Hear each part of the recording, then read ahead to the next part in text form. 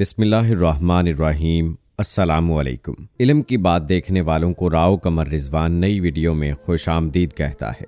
दोस्तों, आज हम आपको एक सहाबी के बारे में बताएंगे जिन्होंने दज्जाल से मुलाकात की। ये मुलाकात किस जजीरे में हुई और दज्जाल ने उन्हें वो कौन सी 4 निशानियां बताईं जिनसे मालूम हो सकता है कि दज्जाल का खुरूज कब होगा। इन निशानियों को जानने के लिए वीडियो को शुरू से लेकर आखिर तक लाजमी देखिएगा। और अगर आपने अभी तक हमारा चैनल इल्म की बात सब्सक्राइब नहीं किया है तो अभी सब्सक्राइब कर लें।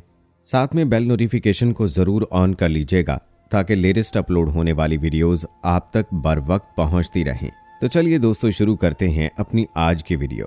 दोस्तों, नबी करीम सल्लल्लाहु अलैहि वसल्लम के एक सहाबी हज़रत तमीम दारी ने दज्जाल से मुलाकात कर रखी है। इस मुलाकात का हाल खुद नबी करीम सल्लल्लाहु अलैहि वसल्लम ने बयान किया। इस मुलाकात में दज्जाल ने जय्यद सहाबी हज़रत तमीम दारी से 4 सवाल पूछे, यानी ये वो 4 निशानियां थीं जिनके पूरा हो जाने के बाद दज्जाल अपने शैतानी इरादे लिए, शैतानी ताकतों को लिए इस दुनिया में जाहिर होगा। इन निशानियों को पूरा करने के लिए इस ज़मीन पर वाहिद मुतनाज़े यहूदी रियासत इसराइल अपनी एड़ी चोटी का जोर लगा रही है। यहूदी कौम ने दज्जाल जैसे फितने से बहुत उम्मीदें वाबस्ता कर रखी हैं। हज़रत तमीम दारी की दज्जाल से मुलाकात के हवाले से हज़रत फ़ातिमा बिन्नत कैस रज़ियल्लाहु ताला अन्हा बयान करती हैं कि मैंने रसूल अकरम सल्लल्लाहु अलैहि वसल्लम के साथ मस्जिद नबवी में नमाज अदा की। आप सल्लल्लाहु अलैहि वसल्लम नमाज से फारिग होकर मिंबर पर बैठे। आपके चेहरे पर इस वक्त मुस्कुराहट थी। आप सल्लल्लाहु अलैहि वसल्लम ने फरमाया, हर शख्स अपनी अपनी जगह बैठा रहे। इसके बाद आपने इरशाद फरमाया, जानते हो मैंने तुमको क्यों जमा किया है? सहाबा ने अर्ज किया, अल्लाह और उसका रसूल ही जानते हैं। आप सल्लल्लाहु अलैहि वसल्लम ने फरमाया, बाखुदा मैंने तुमको ना तो माल वगैरह की तकसीम के लिए जमा किया है, न किसी जहाद की तैयारी के लिए, बस सिर्फ इस बात के लिए जमा किया है कि तमीम दारी पहले नसरानी था, वो आया और मुसलमान हो गया और मुझसे एक किस्सा बयान करता है जिससे तुमको मेरे इस बयान की तस्दीक हो जाएगी जो मैंने कभी दज्जाल के मुतालिक तुम्हारे सामने जिक्र किया था। वो कहता है कि एक बड़ी कश्ती में सवार हुआ जिस पर समंदरों में सफ़र किया जाता है। उनके साथ कबीला लखम और जजाम के 30 लोग भी थे। ये 1 माह तक समंदरी तूफान में फंसे रहे। आखिर मगरबी जानिब उनको एक जजीरा नजर आया जिसको देखकर वो बहुत खुश हुए और छोटी कश्तियों में बैठकर उस जजीरे पर उतर गए। सामने उनकी नज़र जानवर की शक्ल की एक चीज़ पर पड़ी जिसके पूरे जिस्म पर बाल ही बाल थे कि उनमें उसके अज़ाए मस्तूरा तक कुछ नज़र न आते थे। लोगों ने उससे कहा, कमबख्त तू क्या बला है? वो बोली, मैं जसासा हूँ। चलो इस गिरजे में, वहाँ एक शख्स है जो तुम्हारी खबरों का मुश्ताक है। ये कहते हैं कि जब उसने एक आदमी का जिक्र किया तो अब हमको डर लगा कि कहीं वो कोई जिन ना हो। हम लपक कर गिरजे में पहुंचे तो हमने एक बड़ा कवि हीकल शख्स देखा कि इससे पहले हमने वैसा कोई शख्स नहीं देखा था। उसके हाथ गर्दन से मिलाकर और उसके पैर घुटनों से लेकर टखनों तक लोहे की जंजीरों से निहायत मजबूती से जकड़े हुए थे। हमने कहा, तेरा नास हो, तू कौन है? वो बोला, तुमको मेरे बारे में कुछ न कुछ पता लग ही गया है, अब तुम बताओ तुम कौन हो? उन्होंने कहा, हम अरब के बाशिंदे हैं। हम एक बड़ी कश्ती में सफ़र कर रहे थे। समंदर में तूफान आया और 1 माह तक रहा। इसके बाद हम उस जजीरे में आए तो यहाँ हमें एक जानवर मिला जिसके तमाम जिस्म पर बाल ही बाल थे। उसने कहा, मैं जसासा हूँ, चलो उस शख्स की तरफ जो उस गिरजे में है।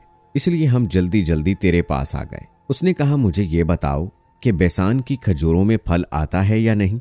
हमने कहा, हाँ आता है। उसने कहा, वो वक्त करीब है जब उसमें फल ना आए।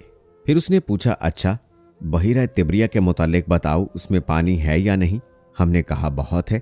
उसने कहा, वो ज़माना करीब है जब उसमें पानी ना रहेगा।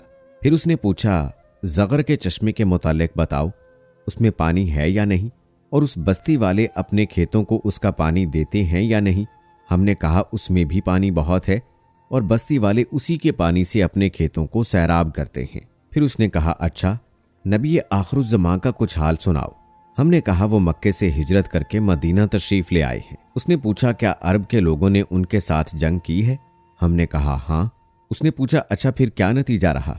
हमने बताया कि वो अपने गिरदो नवाह पर तो गालिब आ चुके हैं और लोग उनकी इताअत कबूल कर चुके हैं। उसने कहा, सुन लो, ان کے حق میں یہی بہتر تھا کہ ان کی اطاعت کر لیں۔ اور اب میں تم کو اپنے متعلق بتاتا ہوں۔ میں مسیح دجال ہوں اور وہ وقت قریب ہے جب مجھ کو یہاں سے باہر نکلنے کی اجازت مل جائے گی۔ میں باہر نکل کر تمام زمین میں گھوم جاؤں گا اور 40 دن کے اندر اندر کوئی بستی ایسی نہ رہ جائے گی جس میں داخل نہ ہوں، بجز مکہ اور طیبہ کے، یعنی مدینہ منورہ کے۔ ان دونوں مقامات میں میرا داخلہ ممنوع ہے۔ جب ان دونوں میں سے کسی بستی میں داخل ہونے کا ارادہ کروں گا تو اس وقت ایک فرشتہ ہاتھ میں ننگی تلوار لیے سامنے آ کر مجھے داخل ہونے سے روک دے گا، اور ان مقامات کے جتنے راستے ہیں ان سب پر فرشتے ہوں گے جو ان کی حفاظت کر رہے ہوں گے۔ فاطمہ رضی اللہ تعالی عنہا بنت قیس کہتی ہیں کہ رسول اللہ صلی اللہ علیہ وآلہ وسلم نے اپنی لکڑی منبر پر مار کر فرمایا کہ وہ طیبہ یہی مدینہ ہے۔ یہ جملہ 3 بار فرمایا۔ دیکھو کیا یہی بات میں نے تم سے بیان نہیں کی تھی؟ لوگوں نے کہا جی ہاں، آپ نے بیان فرمائی تھی۔ اس کے بعد فرمایا دیکھو وہ بحر شام یعنی بحر یمن بلکہ مشرق کی جانب ہے، اور اسی طرف ہاتھ سے اشارہ فرمایا۔ تب رسول اکرم صلی اللہ علیہ وآلہ وسلم نے فرمایا کہ مجھے تمیم داری کی بات اچھی لگی، کیونکہ یہ میری اس بات کے موافق ہے جو اس سے پہلے میں تمہیں دجال کے متعلق خبردار کر چکا ہوں۔ خبردار، وہ دجال دریائے شام یا دریائے یمن میں نہیں ہے بلکہ وہ مشرق کی جانب ہے۔ یہ واقعہ صحیح مسلم کی حدیث نمبر 5235 میں بیان ہوا۔ اسے حدیث جساسہ بھی کہا جاتا ہے۔ رسول اکرم صلی اللہ علیہ وآلہ وسلم نے دجال کے فتنے کو انسانی تاریخ کا سب سے بڑا فتنہ قرار دیا۔ دجال کے پاس غیر معمولی طاقت ہوگی، جس کا اشارہ ہمیں احادیث مبارکہ میں بھی ملتا ہے۔ دجال کے پاس آگ اور پانی ہوں گے، مگر لوگ جسے آگ سمجھیں گے وہ دراصل پانی ہوگا، اور لوگ جسے پانی سمجھیں گے وہ دراصل آگ ہوگی۔ دجال مختلف شعبدوں اور جادوگری کے ذریعے سے لوگوں کے ایمان کو بدل دے گا۔ بہت زیادہ تعداد میں شیاطین اس کے ساتھ ہوں گے۔ اس کے پاس بے تحاشا دولت ہوگی جس سے وہ لوگوں کے ایمان خریدے گا۔ وہ زمین پر اس تیز رفتاری سے چلے گا جس طرح ہوا بادلوں کو اڑا لے جاتی ہے۔ دجال کے پاس یہ طاقت بھی ہوگی کہ وہ مردوں کو زندہ کر دے اور پیدائشی اندھوں کو بینائی دے دے۔ یہ سب طاقتیں اسے اس لیے دی جائیں گی تاکہ اللہ تعالیٰ اپنے بندوں کا امتحان لے سکے۔ جو لوگ اللہ تعالیٰ اور اس کے آخری نبی حضرت محمد صلی اللہ علیہ وآلہ وسلم پر پختہ ایمان رکھتے ہوں گے اور ان کے دلوں میں اللہ اور اس کے محبوب کی محبت ہوگی، وہ دجال سے مغلوب نہیں ہوں گے۔ دجال ایک جعلی جہنم اور جنت بھی ساتھ لائے گا تاکہ لوگوں کو ڈرا کر اپنی جانب راغب کر سکے۔ دوستو، رسول اکرم صلی اللہ علیہ وآلہ وسلم نے دجال کے بارے میں آغاز سے لے کر انتہا تک امت کی رہنمائی فرمائی ہے۔ دجال 40 دن حکومت کر کے حضرت عیسیٰ علیہ السلام کے ہاتھوں قتل ہوگا۔